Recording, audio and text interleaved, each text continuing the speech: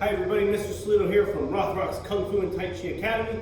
Thank you very much. Today, I'm going to teach you how to get the perfect horse stance, okay? The perfect horse stance, and it involves our feet. So I got to make sure that you can see my feet in this video before I do it. Now what we're going to do is we're going to start with our feet together, just like that, okay? You can even put your hands on the waist, or you can put the hands on the chamber. Doesn't matter where your hands are for this. We're going to focus on the feet. So step one, to get the perfect horse stance, we're going to keep our toes together and we're going to kick the back of our heels out. This is called pigeon-toed stance. All right? Both feet as far as they can.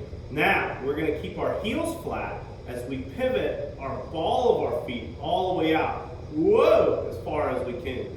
Okay? There. Now, after that, we're going to do the same thing. We're going to pivot on a ball of our feet all the way out.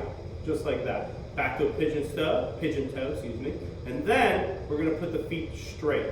And that is exactly how far your feet should be apart when you bend your knees, okay? Into that horse stance. All right, I'm going to show you from the side. So we're going to go 1, heels, 2, toes.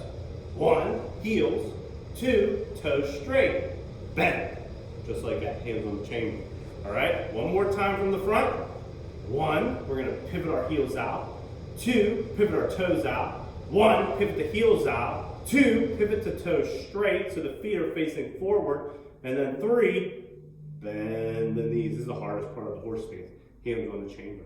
And then back up. And you can do that as an exercise. 1, 2, 3, 4, sink, back. 1, 2, 3, 4, sink, back. Okay? And that will help you train yourself. So no matter what you're doing, you're stepping into that perfect horse.